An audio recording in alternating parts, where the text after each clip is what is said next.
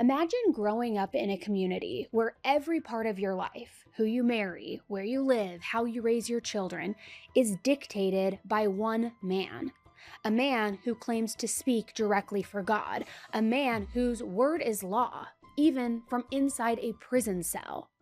For members of the FLDS, that has been their reality for decades. Under Warren Jeffs, this group became one of the most extreme and tightly controlled religious organizations in the entire country. Families were separated, young girls were married off, and entire communities operated in complete obedience to a prophet who truly abused his power at every single turn. And even after Warren was sentenced to life in prison, the control did not stop. A splinter group formed under a man named Samuel Bateman, a self-appointed leader who took Warren's teachings even further, collecting wives, transporting children across state lines as federal agents closed in. And when we first covered this case back in 2023, we focused on the behavior, the arrests, the criminal network that Samuel built. But since then, even more information has come out. New plea deals, new confessions,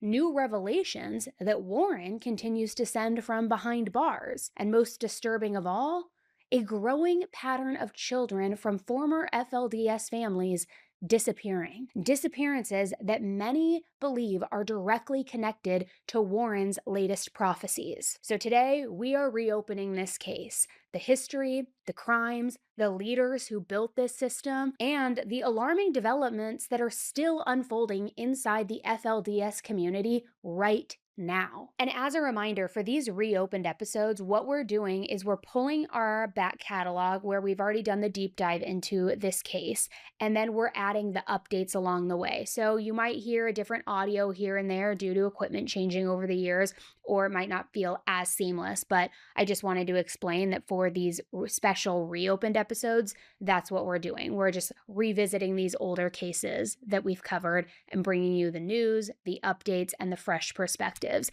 And I've got to say, this case, it is so complex and so wild, and I was like itching to revisit it because there are so many updates. And I've always been fascinated with cults. I have never kept that a secret. The FLDS is one that will not only continue to fascinate me, but haunt me, especially because of all of the new information that we have learned through our firsthand interviews with people from the community. So we have got a lot to go over today. Buckle up, it is going to be a wild one. I'm Annie Elise, this is 10 to Life, and let's jump right in.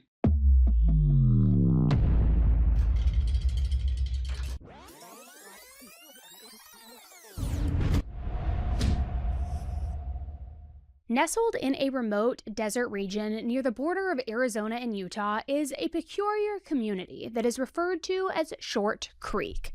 Two cities, Hilldale, Utah and Colorado City, Arizona, are surrounded by the beautiful red rock canyons of the Colorado Plateau, practically cutting it off from the rest of civilization. And for the people who live there, that seems to be the point in all of it. You can see the women living there wearing pastel, antique-style dresses, prairie style, if you will, their hair in elaborate vintage updos, and the men are in long-sleeved shirts and pants, and everyone seems very overdressed for the type of weather in that area. The children trailing behind are like mini versions of the adults, and it looks like you've stumbled onto the set of Little House on the Prairie, or maybe even The Twilight Zone. However, this is not a Hollywood set. It is the very secretive religious group called the FLDS, the Fundamentalist Church of Jesus Christ of Latter-day Saints. It's basically a religious sect of the fundamentalist Mormon denominations whose members practice polygamy. And just in case you aren't familiar with polygamy, polygamy is the practice of marrying multiple spouses. Usually, in most cases, it's when a man is married to multiple women at once, which you've probably heard of the show Sister Wives. It's the same kind of concept. However, in rare cases, there are some families where the women are married to multiple men as well.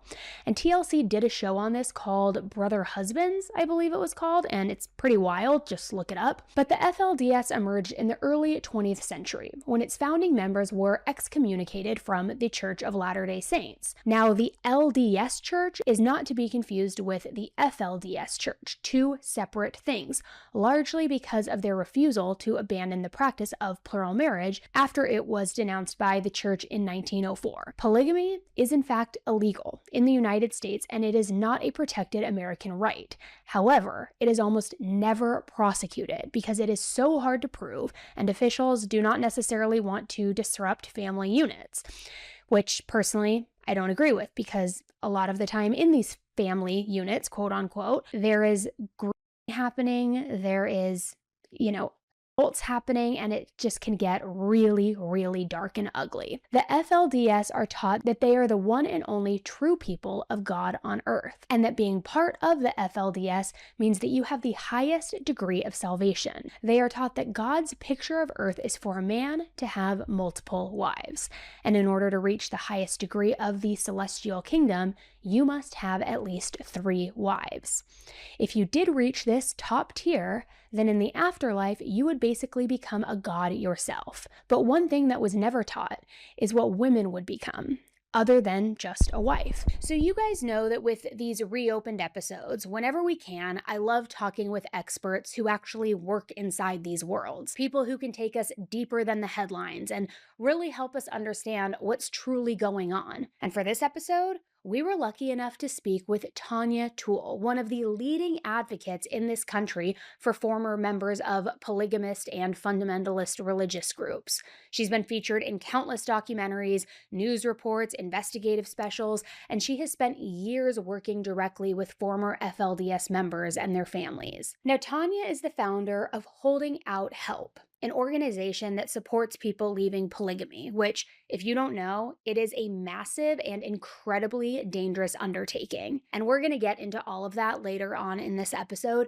But first, here's Tanya explaining her organization in her own words. I think the most important thing is the word Holding Out Help. The word help is all capitals, and it stands for helping, encouraging, and loving polygamists, which was the first words that the family that found us typed into a computer to see if anyone was out here that really cared about their community and could give them services. Our mission is to provide those from a polygamous culture the care, support, and resources to become independent and self-sufficient. There's nearly 60,000 fundamentalists, also known as polygamists, living in the Western United States, Canada, and Mexico, with the majority right here and around Utah, but starting to spread out all throughout our nation. We have 3 locations. We have our main hub that provides mental health care services, case management, tutoring. We also do life skills classes and different types of social groups.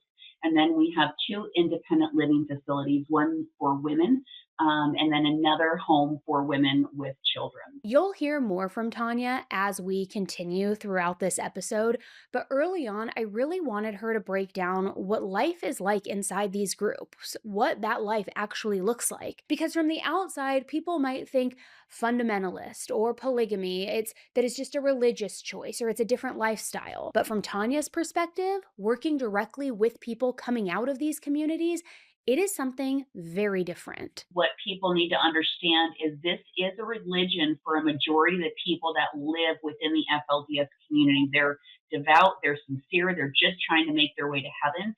It's when the leaders who essentially in the FLDS, everyone knows is corrupt, right? It's a very patriarchal society. And so you must do what the men tell you to do within that culture. They also are insular. So they're going to keep all their activities, their church activities, their social groups, their, relationships all within that community and not cross over into mainstream culture. The church will usually own all the assets. Education is a super low priority. Child labor and sexual exploitation is fairly normal.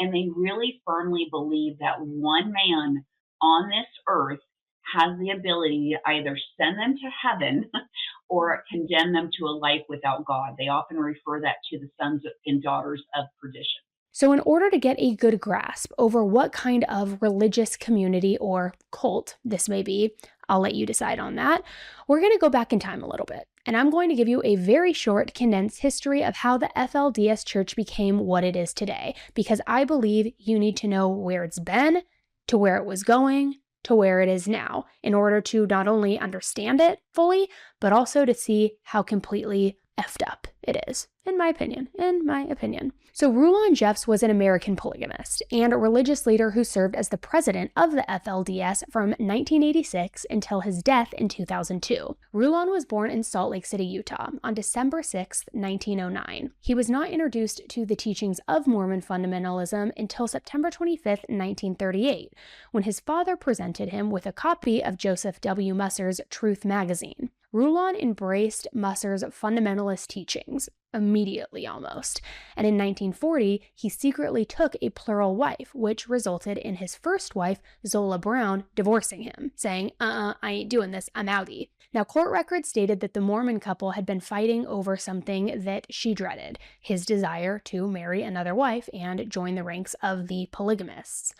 Rulon had told her that he had taken a trip to the mountains and had a vision of the woman that God wanted him to marry. It was a girl who worked in a store in Provo, Utah. Now, of course, Zola was not for this by any means, and he responded by telling her that if she did not embrace polygamy and accept this other wife, that things would never be the same between them. And she's like, okay, that's fine. So she ended up filing for divorce due to his persistence in taking on this plural wife. And 2 weeks after the divorce, Rulon was excommunicated from the LDS church. And this was on April 14th, 1941. When it comes to holiday gifting, I am done buying things that get returned or forgotten. I want to give people gifts that they actually love, timeless pieces, things they'll wear for years. And that's why I'm always going with Quince. From Mongolian cashmere sweaters to Italian wool coats, everything feels premium, but at a price that finally makes sense. I mean, the cashmere, it seriously shocked me. It's soft, structured, it doesn't pill, and honestly, it feels like the quality that I would expect from like a $200 sweater, not $50. Their Italian wool coats are also another standout. They're beautifully tailored, warm, and crafted to last. You can dress them up or throw them on with jeans and still look pulled together. And I was in the fashion industry for a decade, and I feel like I can sniff out the frauds and the good deals. And like Quince, it literally is like the exact same stuff you would get in a department store, but at a fraction of the price. And what I love most is that Quince pieces are made from premium materials that are sourced from ethical, trusted factories, but they're priced far below what other luxury brands charge. The stitching, the fit, the drape, every detail feels elevated and intentional. It's why I can totally see myself giving my friends one of their scarves or their sweaters, or you've heard me talk about it before, their cashmere throw blankets. That is like the best gift you can give to like your in-laws or a friend. It's so soft, it's so easy. I mean, they have a million colors. I have like 5 of them at my house, one on every couch and chair because they are so cozy. Quince goes way beyond just clothing. They have total gifting covered for the home, bath, kitchen, and travel. I even have their bamboo bed sheets. Seriously, look them up on their website. They are so soft and like cooling and good. Oh my gosh, I love them. And I actually just got their bamboo duvet cover as well. So if you're trying to avoid last minute panic shopping, this makes holiday gifting feel handled. Find gifts that are so good that you're going to want to keep them for yourself with Quince. Go to quince.com/10tolife for free shipping on your order and 365-day returns. Now available in Canada too. That's QUINCE.com/10tolife to get free shipping and 365-day returns. Quince.com/10tolife. And I just have to say, before we continue, this is something that always fascinates me and really actually kind of angers me when we're talking about religious beliefs and cults and things like that, is when people jump to the fact that they saw a vision. No, I was on top of a mountain and I saw a vision from God of this person that he wants me to marry, who coincidentally usually happens to be some like beautiful, young, bombshell, sometimes underage, beautiful girl. And it's like, oh, that's who God just picked for you to marry, even though you're already married? Give me a break. It's not a vision, bro. It is your thinking and running your brain. Now look, it has been almost 3 years since I first shared those opinions, and I'm just going to say, I still feel the exact same way. The whole, I had a vision from God. He told me to marry this very specific, very young woman. I mean, it is so cliche. It is like the roadmap blueprint for all cult leaders. And it still drives me insane. I mean, you guys are all going to tell me that you have to marry these young girls and that you have to have multiple wives, that God is telling all of you to do that. Give me a break. It is like a predator's playbook. I could go on and on. It just infuriates me, but I will try to, keep my composure and we're going to move this along. So in the spring of 1945, Rulon, who had been working in northern Idaho since 1943, returned to Salt Lake City, where he was ordained a high priest apostle. And after the death of the former FLDS leader Leroy Johnson, Rulon took leadership of the group. This was in 1986, and he became the self-proclaimed prophet. I hate the word prophet too. It's like a trigger word for me.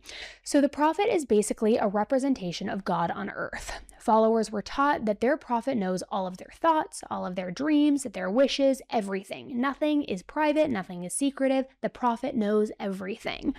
So he's the one who decides who gets married, who marries who, and what man is deserving of adding wives into his family. This was called the placement principle. There was no dating, no courting, and in most cases, these people who were placed in these arranged marriages didn't even know each other.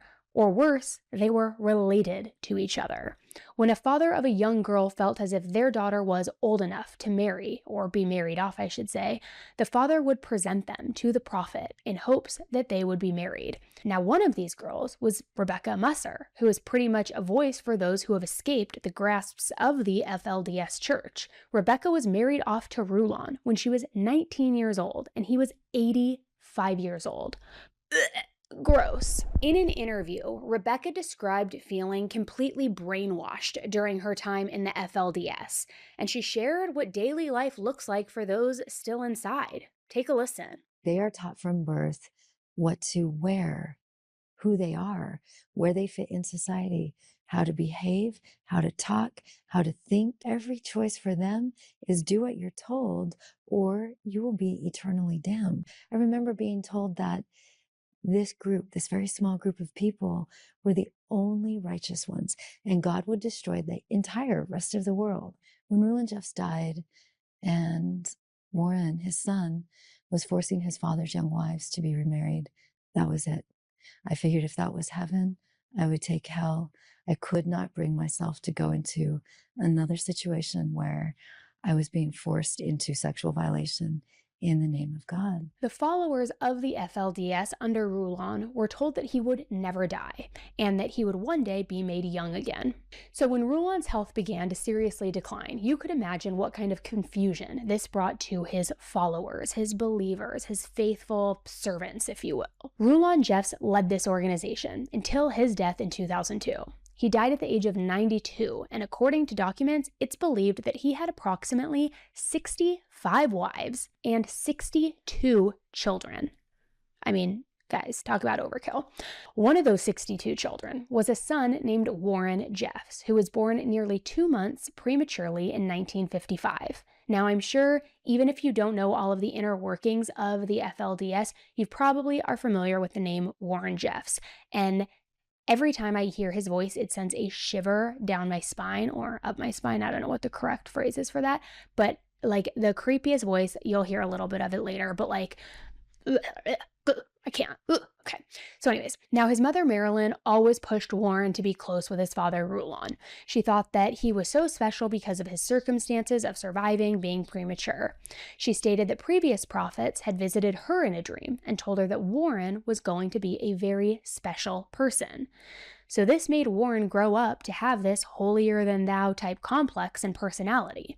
And he wasn't liked by many people growing up. He was awkward, weird, and kind of nerdy, if I'm being honest. But he had this proud way of being able to read people, to pick up on what was important to them, and to use that to manipulate and control them. Almost kind of like a brainwashing technique where you know exactly the right things to pull out of somebody to, to play on their emotions, to play on their inner thoughts and what they desire, to where they then believe that you truly are smarter than you actually are. As Warren grew older, his father gave him more responsibility in the church. And as soon as Warren recognized that he had this power, he took full advantage of it and practiced it vigorously. He had this saying, and it was, "Perfect obedience is led by a hair," meaning that a hair is so thin and that perfect obedience could be led by it, and you would not break it, but that if there was any resistance, then it would break the hair. So from there, Warren's influence led to the purging of all things that did not support the FLDS beliefs. Any book that was not approved by Warren himself was banned from the libraries.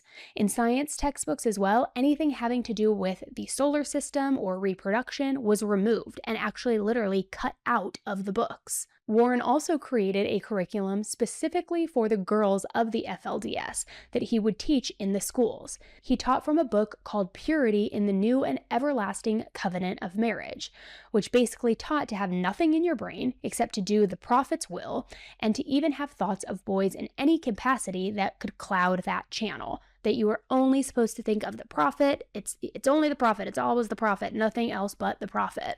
So as Warren's father's health was declining, this is when he really began to grow closer to Rulon and started slowly taking over. His teachings became even scarier. He began to teach more about God's wrath and basically told the people of the church that they were going to be destroyed and cleansed off of the face of the earth if they did not live according to the FLDS and to submit to all of the prophet's teachings, because it was directly from God himself. It was all fear-based to get these people to conform to his ways. In 2002, the Olympics were set to be hosted in Salt Lake City. So Warren began to preach about how the world is going to be destroyed during the Olympics and that they needed to get everybody down from Salt Lake City to the Shore Creek community as soon as they possibly could. And people listened. People sold their homes and gave up their businesses because they believed that the end of the world was coming. And almost immediately, the Short Creek community grew from around 2,000 people to around 10,000 people. Warren needed to get everyone into one place so that he could essentially control them easier. So everybody waited and waited and waited and waited for something to happen, which, of course, it never came. A la Y2K, when everybody thought the year 2000 was going to, like, the whole world was going to, like, disintegrate or something, and that computers were the devil. I remember that. I was like, hi, now it's like January 2nd, nothing's happened. So nothing came, and Warren had no explanation for this. He told the people that it was just a test and that God had granted them a little more time, and the time was granted so that they could become more righteous, meaning that they needed to be more perfect and more obedient. And speaking of these revelations, later in the episode, we're going to get to one of the most unsettling and honestly downright terrifying revelations that Warren has ever issued. And it's one that is still unfolding right now, which I'll just say this. I hope more than anything that this one fails too, because if it doesn't, it could lead to one of the most devastating outcomes that this community has ever seen. But again, we are going to get to that in just a little bit here. I don't want to get ahead of myself. In 2002, after Rulon died, Warrens fully took over. And everybody was very confused by the death because they were always taught that he would never die, that he was going to become young again. They were taught that he was supposed to be the last prophet, the one to bring them into the millennium. So people were scared. They didn't know what was supposed to happen now. And what were his 65 wives now supposed to do? And all of his children. So many people just waited for him to literally sit up and come alive again and be renewed again. In the many weeks after Rulon's funeral, Warren was speaking as though his father was renewed and that his father had just assumed his body now, like reincarnated into Warren's body. And slowly over time and with much manipulation, people began to believe that Warren was the next prophet of God. Warren even helped himself to his late father's many wives. Yes, he married many of his mothers that helped raise him. Just creepy and gross. Ugh. There were many horrible things that Warren Jeffs did during his reign. He manipulated his loyal followers' beliefs and turned it all into money, power, and sex, even preaching that whatever the Lord commands through his prophet is right, even if it seems wrong to our traditions. So things began to change even more. Rules were becoming more stricter, work was becoming much more harsh, no movies or television was ever allowed, and everyone had to sign their property over to the church, and everybody had to turn in all of their guns. But most of the laws and rules were directed only toward the women. Before Warren, women could dress however they pleased, as long as they were covered and not dressed super exposed, but now they weren't allowed to wear any denim, any pants, or anything red. Then he implemented that they all had to wear long undergarments from the wrist to the bottom of their feet, almost like a full catsuit, if you will. And I'm sure you have seen certain examples of this on certain television shows or news networks when there are raids happening of these communities where the women are, in these huge overly blouson peasant dresses all the way down to their ankle, their long sleeves, they have the braid in their hair, they're covered literally head to toe. Very similar to that. Now, Warren first came onto investigators' radar after discovering that hundreds of teenage young boys were being kicked out of the FLDS community, leaving them homeless. These boys were called the Lost Boys. When you are marrying all of these young girls off to these older men, there, of course, is a surplus of boys that what are you going to do with them? You got to get rid of them. They're not going to marry the young girls because these young girls are getting married to these like decrepit old men who are wearing like geriatric shoes and stuff like that. What are you going to do with these like young studs? Nothing. You got to purge them, right? Because they're stepping on your territory. They're threatening all your weird marriages because clearly a young girl is going to prefer a hot young guy versus an 89-year-old man with like spots and no hair and wrinkles and like who can't even move. But I'm not trying to be like ageism here, guys. I'm just like keeping it real. So they had to get rid of all these young guys because they were a threat, obviously. This all happened, and you had the Lost Boys who were essentially homeless. And we also wanted to ask Tanya, because honestly, at first, I was just curious whether she works with boys and young men who flee the community too, or if her work is mainly with women and children. But when I asked her, the answer she gave and what she shared about what these boys and young men in this community are going through today, it was far more heartbreaking than I ever expected. Years and years ago, the term Lost Boys were these boys from the age of 13 to 21 that were literally dumped, a lot of them in the middle of the desert with no money, no identification, no education. Good luck, you are booted out. And they wanted to keep these wives for the older, more powerful men, older men in these communities. And that we definitely have served. We help anybody from this culture, men, women, children, whole families. And we've definitely served some of the Lost Boys from the past. These days, what is happening, instead of kicking them out, they are putting them in what is called repentance homes. So if you've done something wrong, and let me explain what wrong means, you looked at someone of the opposite sex, or you got caught listening to secular music, minor things like that, then you would be sent off into a repentance home, which is homes in the middle of rural areas where they're not going to be spotted, and that is where a lot of the abuse occurs. So, for example, years ago, somebody rang my doorbell at 3 a.m. in the morning, and we know what we do is fairly dangerous. It was very odd, and so my husband, who's not scared of anything, gets his rifle out, he's pointing it at the door, and I'm off to the side, and I'm looking out there, I'm like, babe, it's a little boy. And he looked like he was maybe around 10 years old, and there was a man at the bottom of my stairs. And I said, there's a man at the bottom. He's showing me that he's safe. Do I open it or do I not? He said, open the door. And it was a boy who actually was older than that, but he was so malnourished that he looked like he was only 10 years old. And he had traveled from a couple other states over, and I don't know how they found my personal home, have no idea, and was dumped off. And he told me his name. I had been communicating with this boy over a burner phone. We dump burner phones when people call and need help, so we know we can talk on a secure line. And I remember thinking, of his age, I've got to call law enforcement. So he called law enforcement, and they breached the repentance home within probably 18 hours of the report coming in. They transported my boy because of jurisdictional issues back to the state from which he came. And I remember the attorney we work with and myself, we fled down to the state and knocked on every attorney's door. We need help. They found 9 boys, I think, in this repentance home. And when they breached the door in the kitchen, there was no food. There were no refrigerators. There were no freezers.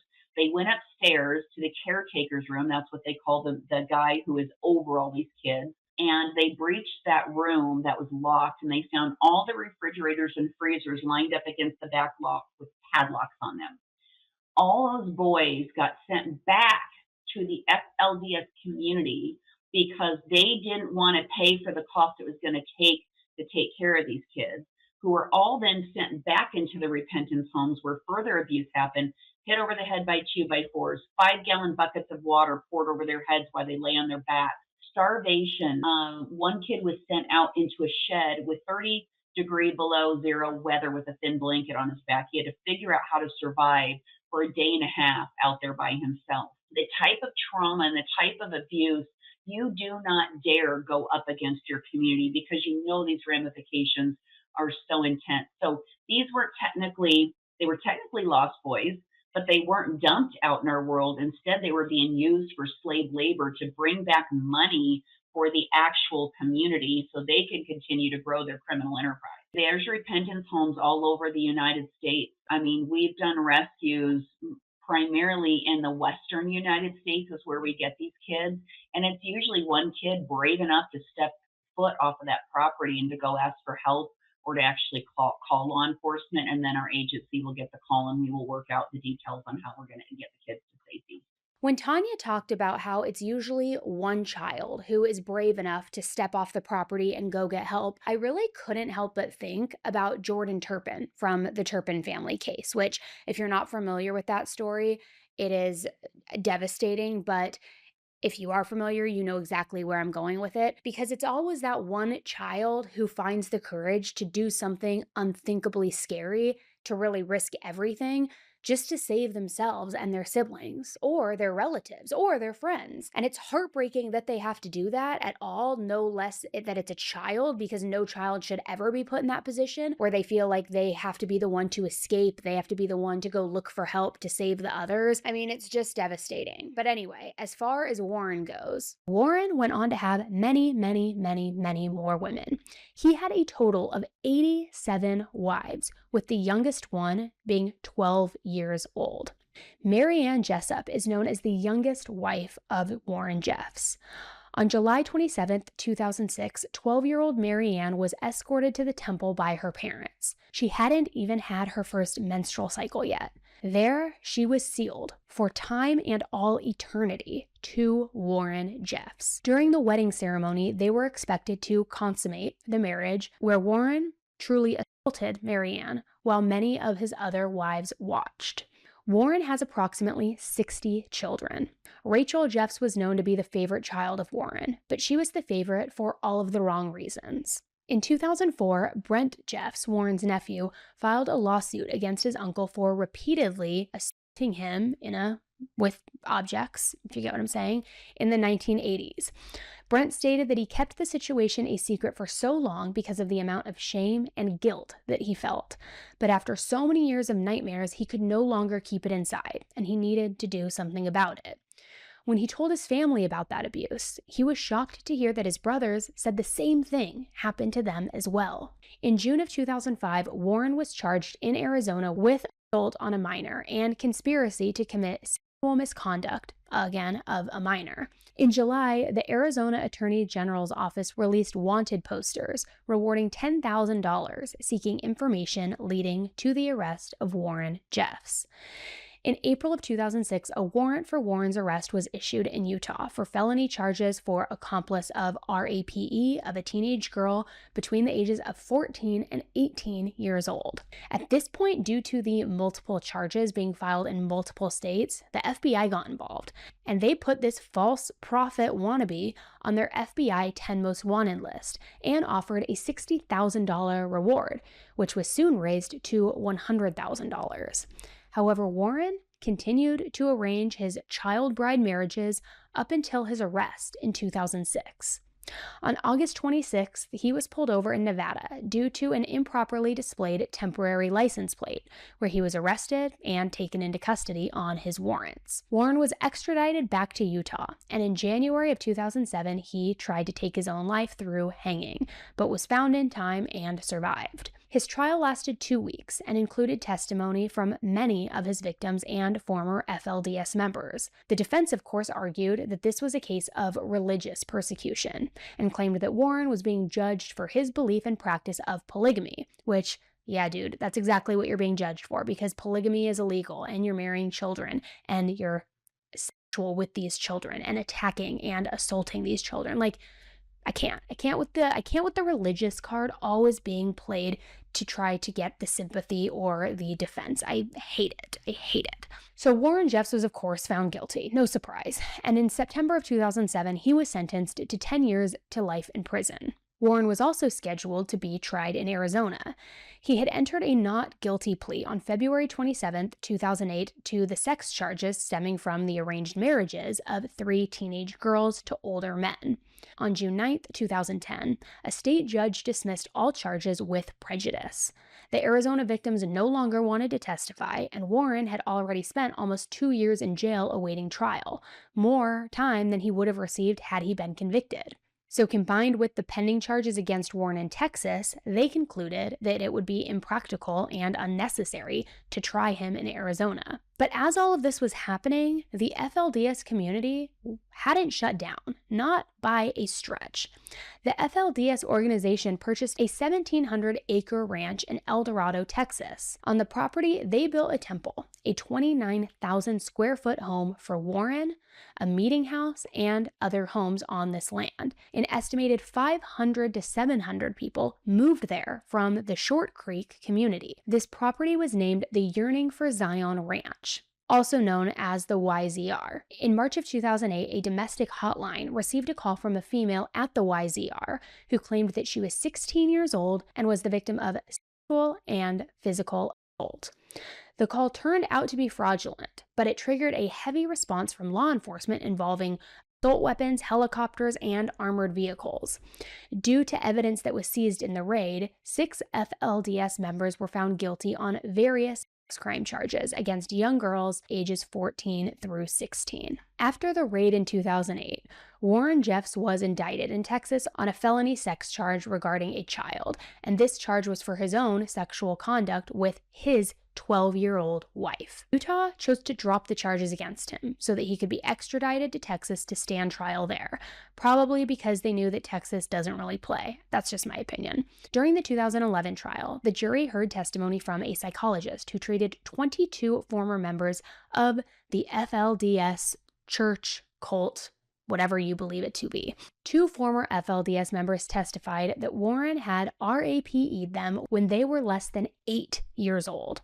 The court also heard testimony that he wanted younger and younger wives, and of his over 70 now wives, 24 of them were under the age of 18. And I just want to say, this is all of the documented accounts that we know of. Imagine what this monster has done that is not documented and that nobody has seen. This is only the stuff that is black and white documented. That is scary, scary stuff. On August 9, 2011, Warren was convicted in Texas of the 2 counts against the child and sentenced to life in prison. He will be eligible for parole on July 22, 2038. However, Warren still runs this cult from behind prison walls, the best that he can. But from 2006 on, there was no real guidance in Short Creek. There were no new marriages, and in 2010, Warren told them from prison that they should all be practicing abstinence, even the ones who are married, because, if he's not getting any, then neither is anybody else, I suppose. I guess that must be the mentality. No new marriages, no more having sex. Even if you're married, don't have sex, which, let's just be honest, a lot of married people don't have sex as it is. I know I'm going to get canceled for saying that probably, but it's true. Okay, so anyways, so he tells everybody, you need to practice abstinence, no more marriages, no more canoodling, nothing. And for the most part, everyone obeyed. They listened to him, even though he was in prison giving these directives. After 2010, Warren began to communicate outside of the prison less, which brought on a sort of emptiness to the people of Short Creek in that community. And now this brings us to Samuel Bateman, the man who was more than eager to fill this void and to step into his place. 46-year-old Samuel Bateman was raised in the FLDS faith in that Short Creek community. He came from an extremely unpopular family in the community, and to be honest, this guy grew up to be the biggest loser of them all. Honestly, just a sorry piece of crap with small man syndrome, honestly. And you're gonna see why in a second. In 1999, something happened in Samuel's life that would change his personality and really dictate his future path from here on out. A group of young people from Short Creek were heading to another polygamist community in northern Canada, known as Bountiful, British Columbia. 4 men in their late teens and early 20s, one of these men being Samuel, were escorting 2 teenage girls to this location, 14-year-old Victoria Cook and 15-year-old Jamie Cook. These girls were both sisters who had been caught acting out and sneaking out of their houses to meet with boys, which, as we know in the FLDS community, is extremely forbidden. The then prophet, Rulon Jeffs, had been meeting with their parents, and it was his decision to send Jamie and her sister to a man named Winston Blackmore. This person was the leader of the community up north. And by the way, this guy had over 150 children and 27 wives, also many of whom were underaged. It was Rulon's opinion that spending time with Winston would set the Cook sisters straight and remind them of the proper way to honor God. He also thought that they would make good wives for some of the men up there. So as they were driving through the night through Montana, the driver either fell asleep or hit black ice, unclear. But all Victoria remembers is being abruptly woken up when the Suburban that they were in rolled. All of the passengers were ejected from the vehicle, and Victoria remembered seeing Samuel lying nearby wailing and moaning in pain. Everyone was airlifted to a nearby hospital, and out of all of the passengers, Samuel and Victoria were the most injured. Samuel reportedly suffered from a brain injury, and those that knew him reported that this is when a flip just kind of switched in him. He was apparently never the same again, and his personality totally changed. He became even more strict and devout in his religious beliefs. Samuel struggled throughout his life. He made excuses for himself constantly. He never really valued up to anything at all. He was honestly just kind of like a total loser. In 2019, Samuel was financially struggling as well because he apparently was not good at his job as an insurance salesman and he wasn't making any money. He and a group of other FLDS members traveled to Nebraska to find work. And while in Nebraska, something came up about how no one has had any direct instructions from Warren Jeffs since 2010. It's been 9 years now. So they started questioning things and theorizing off of each other.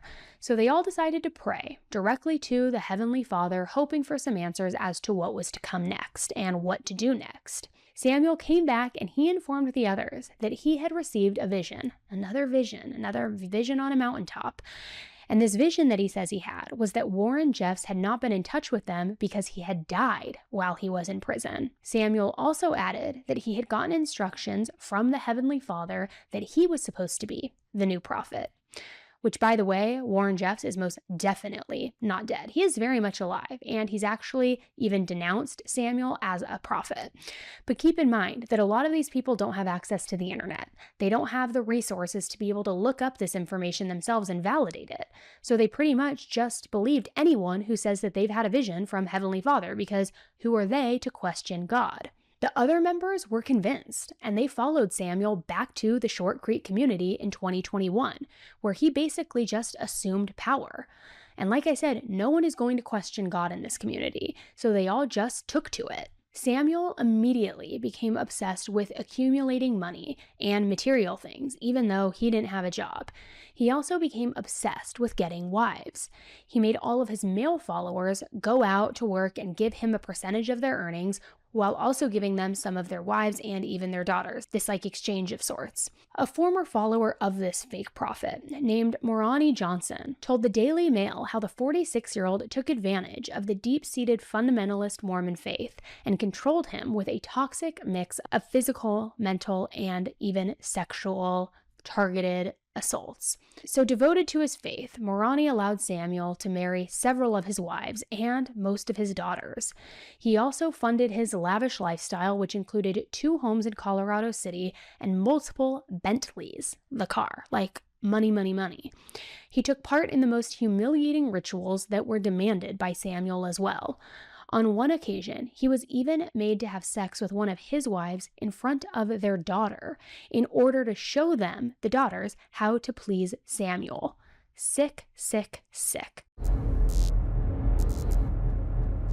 The holidays are basically a booby trap of sugar and carbs. I mean, one minute you're just grabbing a cookie, but then the next you've accidentally eaten half the dessert table, then washed it down with like a peppermint martini, and now you're questioning all your life choices, which I love holiday food. I really do. But it always catches up to me. And that's why I started keeping cachava directly on hand. It stops me from spiraling into like a full blown holiday food coma. And it actually keeps me feeling human between parties, between travel, and all of the like grazing I inevitably do. I've even started having a cachava shake before holiday events because it kills the cravings before the cookie tray even gets in my direction and line of vision. And I also will pack a couple of servings with me when I'm traveling so that I'm not like living off airport cinnamon rolls or the golden arches. But let's talk about their new limited edition flavor, chocolate mint. It tastes like winter in the best possible way. Rich chocolate, cool mint, but it's not loaded with sugar. And it's like getting the fun part of the holidays without the regret part. And if you're already obsessed with certain flavors like I am, which high vanilla and frozen banana and peanut butter, I'm looking at you, this one is going to destroy you in the best possible way. What I've personally noticed from using cachava is how much more balanced I feel. It helps with digestion thanks to fiber and probiotics. It keeps me fueled with protein and electrolytes, and it actually supports my energy and focus. I'm not crashing halfway through the day or running on like pure gingerbread. Cachava is a whole body meal with 25 grams of 100% plant based protein, and everything in it has a purpose. Vitamins, minerals, adaptogens, omegas, probiotics, all the good stuff that your mind and body crave. And it actually tastes good, which is rare. There's no artificial flavors, colors, or sweeteners. It's non GMO, soy free, gluten free, and there are no animal products or preservatives. The flavors are stacked too: chocolate, vanilla, chai, matcha, coconut acai, strawberry, and now chocolate mint, which is perfect for the holidays. You can try it risk-free with their Love It guarantee, but I promise you, you are not going to want to send this back. So slay your holiday cravings with killer nutrition. Go to kachava.com and use code 102life for 15% off your next order. That's Kachava, KACHAVA.com, code 102life for 15% off. In May of 2020, the wife of Marani claimed that Samuel came into their home and took several of their daughters, including the youngest, who was just 9 years old. This wife also believes that Samuel RAPE'd her 9-year-old daughter because the older daughters communicated to her that the younger daughter had been wetting the bed. They also stated that by her wetting the bed, it disgusted and enraged Samuel, especially when the urine would get on him while they were sleeping, which, why are you sleeping in the same bed as a 9-year-old? You creep, creep, creep. It was said that Marani was in anguish and extreme stress about having to give his youngest daughter to Samuel, but despite that, he still remained an obedient follower. He made a statement later saying, "We were taught perfect obedience procedures, perfect faith. If there is a supreme being, wouldn't you want to meet him?" He, meaning Samuel, prayed on our devotion to Scripture. And just when we thought it couldn't get any worse, Samuel even laid claim to his own teenage daughter, bribing her with $50, 2 large bags of Doritos, and a promise of riding on an airplane if she would agree to be his wife, his daughter.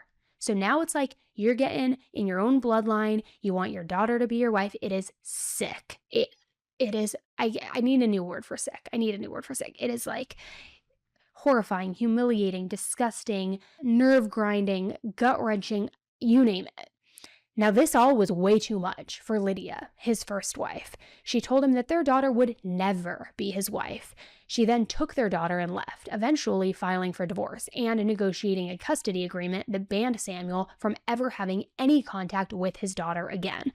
I mean, hero status right here. Now, I had to ask Tanya whether she had heard of Lydia and what she thought about her situation, because from everything I've researched and from what Tanya told us, this is incredibly rare. For a woman in this community to stand her ground and say, no, absolutely not, this is not happening, it's almost unheard of. And what Tanya had to say about it was incredibly powerful. You know, I don't personally know Lydia. I know the Samuel Bateman case. I will tell you the strength and courage it took for Lydia to do what she did. I hope to meet her someday. She's so courageous and fearless to stand up to their so-called prophet or leader. She either had to believe that he wasn't the leader or had a normal relationship with her child, which many do not have. They're told they're God's children and they're often taken away, so they don't have a normal attachment pattern that we do to our children out here. So Lydia must have known at some level that Samuel was not a true prophet for her to stand up and to say, not with my daughter. And the message that she sent to that community was loud and clear that she probably doesn't believe what they were teaching. And the message, more importantly, that she sent to that daughter of, I'm your mother and I'm here to love and to protect you, which is so uncommon, no faults of their own, that Lydia is truly a hero to me. And she mentioned that part about many children in the FLDS community not having the same kind of parent-child relationship or attachment that a lot of us grew up with. So I asked her to explain a little more about what that actually looks like. Yeah, I think an easy way to say this is that, children are born into God's kingdom, not into a specific family group. And so it is not uncommon, in order for the FLDS to keep control, is to shift families around. So children are often taken from parents and shifted over to other families or other caretakers. They're told not to attach too closely because oftentimes they are removed from the family unit. And you have to understand, these women are told to have as many children as possible in order to populate the next planet after Earth. So their husband's going to get a planet, and they've got to have the members to populate that planet and to keep it running, so to speak. And so where we have, normal attachment patterns where our kids are kind of our world, and in these groups, it's not as common as you would see. But Samuel Bateman's reign, although aggressive and swift in as far as how quickly it came on, it didn't last long. Not long at all, because he's an actual idiot.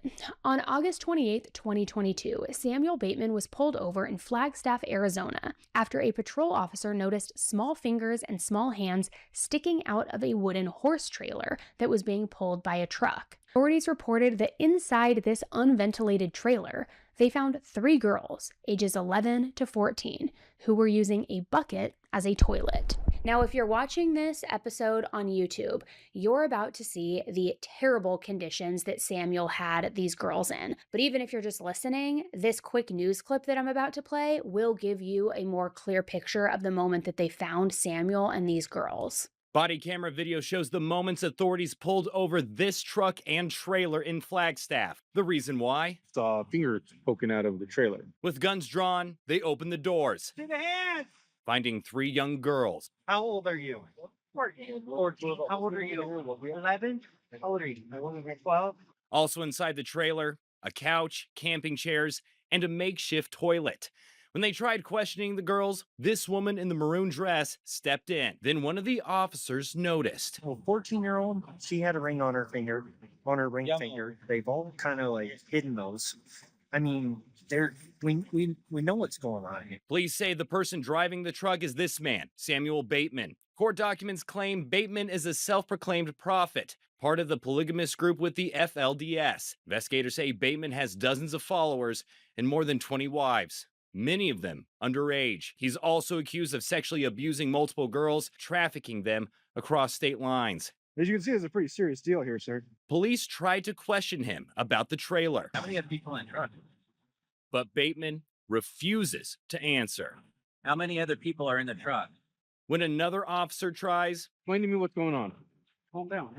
Bateman was eventually arrested. Put your hands behind your back. Put your hands behind your back. Samuel was taken into custody, arrested, and booked into the Coconino County Jail. He was charged with 3 counts of child endangerment, but was released from state custody when one of his followers, Torrance Bistline, posted his $150,000 bail using a business check from a company called Velociraptor, which is a company founded by the Bistline family where they build self-propelled wrapping cable machines for wind and solar farms.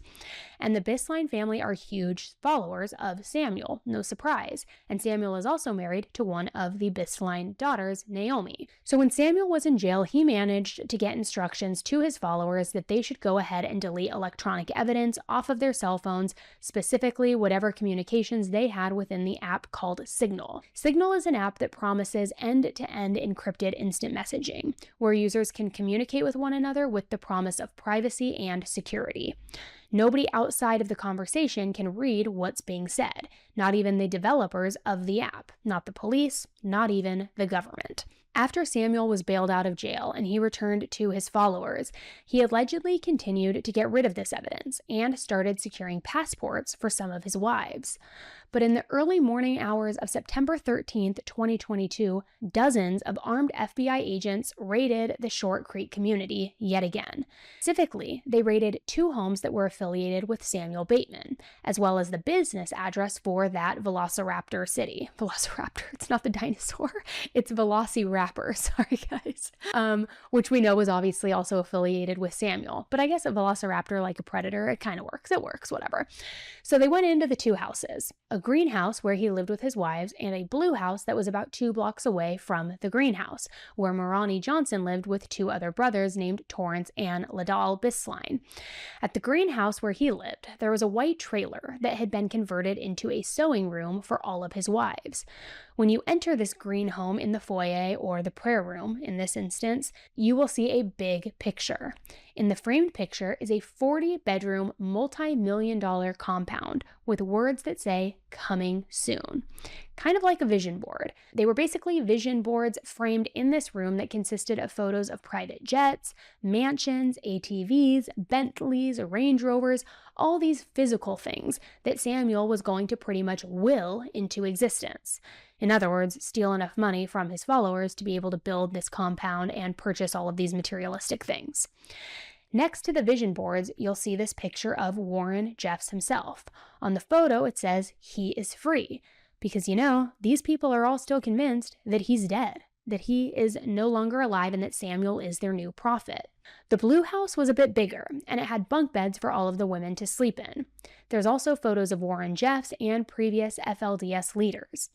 At the warehouse, they seized hard drives, computers, his birth certificate, handwritten notes, journals, several cell phones, and even 2 adult toys. Gross. Samuel Bateman was taken back into custody again, and the Arizona Child Protective Services removed 9 underage girls from the Short Creek community. Those 9 girls were interviewed and placed into group homes pending dependency proceedings. A dependency proceeding is basically where they're going to determine whether these girls' parents or guardians are fit enough to take care of them or not. The 9 underage girls were taken into custody and given initial interviews. During these interviews, none of them disclosed any sort of assaults or anything like that on the part of Samuel Bateman. But one girl did say that she was present and partially nude during one of his infamous sex group gatherings. The word starts with an O. I don't know if I can say it on YouTube, so I'm not going to say it, but you know where I'm going, like a group sex activity. The agents ended up scheduling additional interviews with 5 of the 9 girls who stated that they had once slept in the same bed as Samuel, or they had written in their journals about kissing and touching him.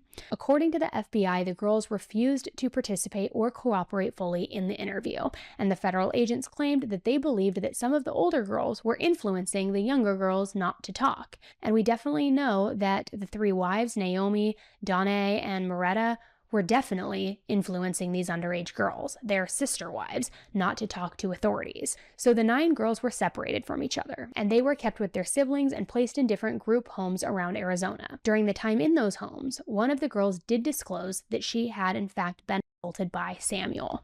Then on the Sunday after Thanksgiving, 8 of the 9 girls vanished from the homes that they were placed in, and their electronics that were left behind had suggested that the girls were still in contact with the 3 older wives, Naomi, Donna, and Moretta, using that Signal app, the encrypted app that nobody can see what the messages are. So at around 8:30 p.m., the night that the girls left the group home, Samuel Bateman made a video call from jail to his adult wives. This video call was recorded because he was in jail, of course, and I feel like anyone in jail would know that they are being recorded, but apparently Samuel Bateman has the IQ of like a roach and had no idea. In this video, it shows 2 adult wives sitting in the car. One is driving and one is in the passenger seat. The one in the passenger seat was the one holding the phone.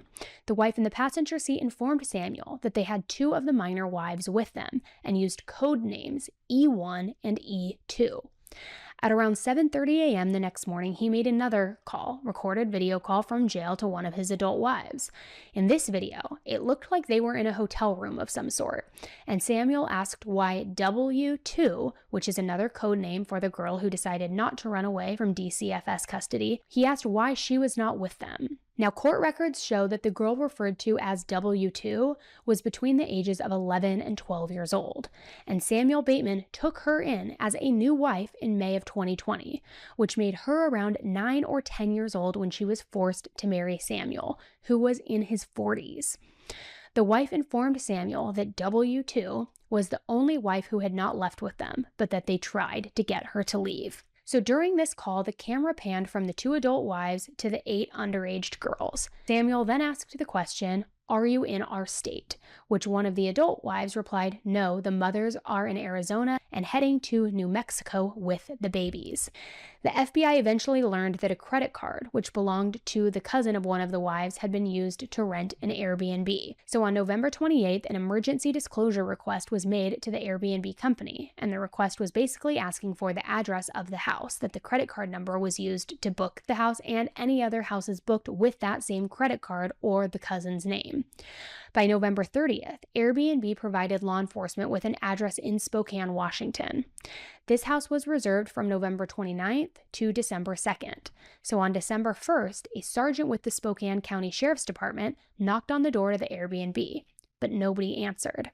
His backup witnessed the occupants of the house attempting to leave in a vehicle, with the driver identified as Moretta, one of Samuel's wives. The police pulled over the vehicle, and all 8 of Samuel Bateman's underage wives were in the car and recovered. The 3 wives, Naomi, Danae, and Moretta, were all arrested and charged of kidnapping and impeding a foreseeable prosecution. Naomi Bisline is actually relieved that she is away from it all and stated that she doesn't want any contact with anybody involved in the FLDS. Her lawyer put out a statement saying this: "She's beginning to understand how victimized she was. She's realizing that she has loving family members independent of the cult that are out there to support her, and she was, from the most part, cut off from all of that." As of October of 2023, Naomi was still behind bars awaiting her next federal court appearance. She had been charged with obstruction of justice and kidnapping, and this was tied to deleting evidence at Samuel's direction and also for helping move underage girls across state lines. Over the following year, she remained part of this larger federal prosecution against Samuel's inner circle, and then on December 3rd, 2024, Naomi was formally sentenced in federal court in Phoenix. Her conviction centered on obstructing an official proceeding and helping transport minors. So essentially, carrying out Samuel's orders to hide evidence and move his underage wives, if you can even call them that, as the FBI was closing in. And as of mid-2025, Naomi is still in federal custody serving her sentence. The exact term wasn't publicly listed in the reporting that we reviewed, but the charges that she pled to mean that she will remain incarcerated for a very significant period. The lawyer for Danae echoed what Naomi's lawyer said about victimization and added, "She has been catapulted into a world foreign to her, and her incarceration is compounding the trauma that she's already endured in her young life. Danae is experiencing unimaginable agony being separated from her child. This is also the first time she has been separated from her mother, sister, and other close family members." By late 2023, Danae had been indicted for conspiracy to commit kidnapping and tampering with an official proceeding. Then, in August of 2024, she entered a plea agreement in federal court, pleading guilty to obstruction and admitting that she deleted messages for Samuel and helped conceal evidence. In exchange, prosecutors dropped the much more serious kidnapping charges. She also admitted her role in the kidnapping plot itself, helping pick up some of the girls, transporting them out of Arizona, and reconnecting them with Samuel's adult wives while they all tried to hide. At sentencing, the judge took several factors into account, including the 20 months that she had already spent awaiting resolution, her history of trauma herself and coercion within the sect, and the fact that she has a young daughter with a very rare terminal medical condition. So instead of more prison time, she received time served, 6 months of house arrest, 3 years of probation, mandatory life skills, and GED programming, as well as a ban of all contact with Samuel, the victims, or any active polygamist sect. As of now, she remains under court-supervised release, but not incarceration. By late 2023, Moretta had been charged with kidnapping, conspiracy, transporting minors, and tampering. All this tied to helping Samuel hide and move these underage girls. Then, on February 6th, 2025, she became one of the latest followers to formally plead guilty. She admitted that she played a direct role in removing the girls from Arizona state custody and then relocating them as part of the sex plan to keep the children away from investigators. Her plea really did mark another major step in this case, shifting her from an indicted accomplice to a convicted co-conspirator. Her exact sentencing details weren't fully listed in the available reporting, but as of mid-2025, she is officially a convicted participant in the not only kidnapping scheme, but also scheme. Now, before we get into more of what's happening inside FLDS today, things that we haven't talked about in any of our previous episodes, and honestly, some of the most alarming behavior that we've seen from this group in years, here is a clear look at how the prosecutions around Samuel have unfolded since we last covered this case. In early 2024, several of Samuel's close followers appeared in federal court, and they entered not guilty pleas to an extensive list of charges. Prosecutors laid out just how large Samuel's operation really was. I mean, more than 20 wives, including 10 minors, and a coordinated network designed to hide abuse victims and destroy evidence as the investigators closed in. But as the trial approached,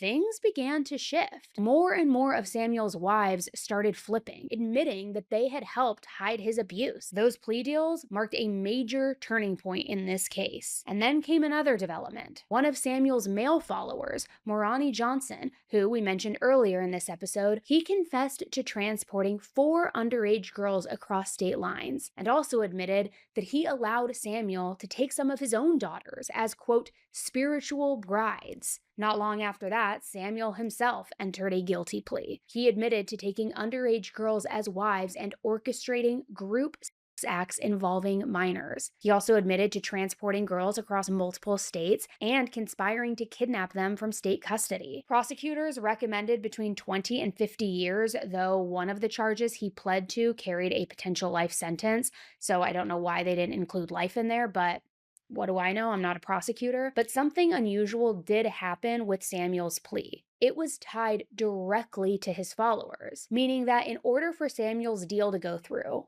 all of the charged followers also had to plead guilty. And by the deadline, almost all of them had. The only exception at that point was Naomi. But by the end of 2024, Samuel was formally sentenced to 50 years in federal prison, essentially a life sentence. And survivors delivered very powerful and very emotional statements in court, just describing what they endured inside his offshoot sect. That same day, additional reporting confirmed the full scope of what went on and the behavior and how it all worked out. The transporting of the minors across 4 states, the recordings of the sex acts, the so-called atonement ceremonies, and also Samuel's claim that Warren Jeffs had died and he was now the new prophet. I mean, it was the most complete picture that the public had seen of the crimes inside his inner circle. And finally, in May of 2025, one of the most heartbreaking pieces of this entire case finally came to a close. Morani Johnson, the father who gave his 2 daughters to Samuel Bateman,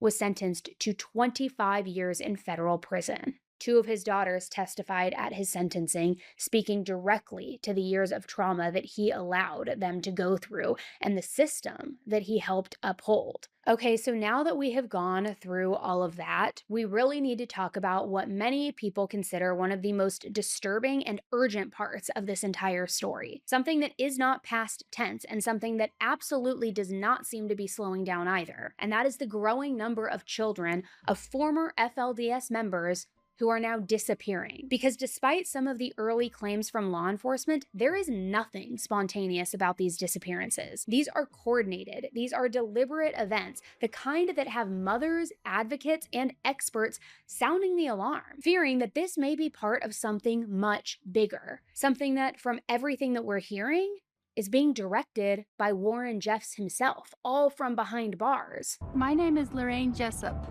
I haven't seen my kids since February 4th of 2023. My name is Sarah Johnson. My son Salome has been missing since March of 2021. My name is Miranda Johnson, and I haven't seen or heard from my son since October 29th, 2022. My name is Elizabeth Roundy. I have not seen my daughter Elentra since January 1st, 2023. Lorraine, Sarah, Miranda, and Elizabeth, the women you all just heard from, are all former FLDS members. Some escaped, some were cast out, but all of them have been cut off from the community since resisting its control. And each one is now living every parent's worst nightmare, searching for a child that the FLDS insists on pulling back in. And for Elizabeth, the situation is especially devastating. You heard her say that she hasn't seen her daughter since January 2023. But in June of 2025, two more of her children, Rochelle and Alan, ages 14 and 16, also vanished. An Amber Alert was issued out of Idaho. A multi-state search was launched, then scaled back after investigators received credible information that FLDS members were actively hiding the teens and moving them between safe houses. And Elizabeth believes that their older sister, now 18 years old, may have been involved in taking them. But as of today, all three children are still missing. Lorraine remembers the exact moment she woke up and realized all three of her children were gone, which, listen to her tell us about that heartbreaking moment in this clip. I checked on them at midnight, and my daughter was awake, and I thought, that's odd. I'll just sleep with one ear open. At 5 in the morning, I awoke to a cold house because the front door was wide open, and the kids were gone. It was horrifying. It was cold outside. They didn't take any of their things with them besides what they had on. It's really scary when you don't know where your children are. I immediately called the police and said, my kids have disappeared. Either someone took it upon themselves or were told by church authorities to gather up these children. Sarah, whose son has been missing since March of 2021, says that he's been in contact with FLDS members who have warned him that his salvation depended on returning. So one day he quietly slipped out of the house, leaving everything behind, and he never came home. She hasn't heard a single confirmed word from him ever since. Miranda believes that her son Denver was heavily influenced by messages coming from inside the FLDS. She says that he was coached on how to disappear, where to go, and exactly who to reach out to. He vanished overnight, and she's convinced that he was pulled right back into the FLDS hiding network. So what is really happening here? Why are these children disappearing or being taken? Where are they going? According to these mothers and many others with ties to the FLDS community, these disappearances are directly connected to a revelation that Warren issued from prison back in August of 2022. And get this, in that revelation, Warren instructed his followers to, quote, consecrate and return their children to the church by any means necessary. Also, to prepare them for the end of times. He went on to say that the children are needed to help, quote, build Zion so that they can die and become pure and translated beings. Now, I will say, anytime somebody is talking about becoming a pure person or an enlightened being or whatever, the buzzword is going to be for these cult members, it worries me. And it also goes back to the playbook a little bit, having these prophecies of them all coming together, unified together to become better beings and prepare for the end of times. It's giving Lori Vallow, Chad Daybell. It's also giving David Koresh. It's also giving Jonestown. It's just, it never, ever is a good sign. And it's not just me that thinks that. Former FLDS members insist this is not symbolic. It's a direct, actionable mandate. And it also aligns with years of teachings that followers must, gather the children of apostates so that they can be purified, which an apostate in the FLDS community, by the way, is one of the harshest labels that you can get. It means that you're no longer obeying Warren Jeffs. And the consequence is severe. You're cut off from your family, your support system, and the entire community. Okay, so real talk just for a second here. I thought that I fully had my budget under control, especially going into the holidays. That is until Rocket Money showed me 3 different subscriptions that I was literally paying for twice. And I had absolutely no idea, which that's the thing. Your money can disappear so fast without you even noticing. And Rocket Money, they pull all of your expenses into one place. They show you every subscription that you're paying for, and then they cancel the ones that you don't want automatically. They even negotiate lower bills for you, so you're not overpaying for things like internet or cable or whatever. And their dashboard, let me just tell you, I am not very tech savvy, you know this. It is so user-friendly, and it lays out your whole financial picture in a way that actually makes sense. Rocket Money has saved users over $2.5 billion, and their members save up to $740 a year just by using the premium features. So, cancel your unwanted subscriptions and take control of your finances with Rocket Money. Go to rocketmoney.com/10, that's TEN, and save. That's rocketmoney.com/10. Experts on FLDS warn that what we're seeing here looks eerily similar to the early stages of other destructive cult movements. The same kinds of dynamics that led to mass tragedies like Heaven's Gate, where dozens in a coordinated mass unaliving attempt took place, Jonestown, where more than 900 followers were killed under Jim Jones' control. And of course, with all of this coming up to the surface, I had to ask Tanya her thoughts on all of this. And here's what she had to say about it. Yes, I'm very aware of the revelation. We did a couple press conferences regarding this revelation and the concerns that we have, because they're essentially saying, gather up all the followers and you have to be devout, reconsecrated back to the church. And if you do, the world will be destroyed and you will be able to become a translated being, but you must die first and then you'll be risen like Jesus Christ in 2.5, 3 days. So think about it as a child, right? And you're learning this revelation, you're terrified, like the end of the world is coming. And so you better do what you're told. And around that time, we were preparing some of these mothers with missing kids to do a press conference. And I was in a room of about 25 people, some brand new out, some that have been out for a while. And I remember asking this profound question. And I said, all right, you guys, at the end of this 5.5 years, how many of you would have drank the Kool-Aid if you were still in? I'm not kidding you. Every single person raised their hand.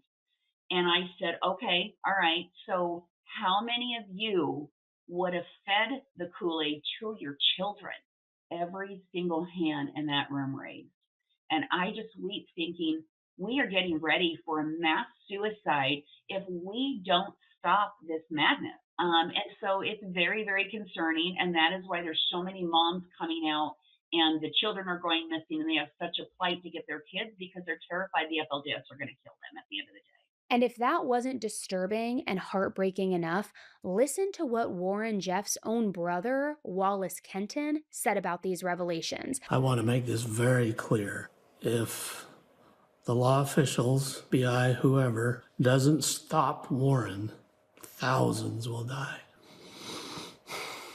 Sorry. Now remember, the revelation that Warren issued was a 5.5-year prophecy, and it had been released in August of 2022, which means if followers continue treating it as a countdown, we are only about 2 years away, which that is very terrifying to think about. And it's something that I certainly am going to keep watching very closely. As more information comes out, especially about these missing children, I will certainly keep you updated. But before we wrap up today's episode, I asked Tanya what people can actually do to help, because I know a lot of you who are listening are probably, if you're like me, feeling helpless, angry, scared for all of these kids, or all of the above. So I wanted her to share what meaningful help actually looks like. And here's what she had to say. I would say definitely stay informed on this topic.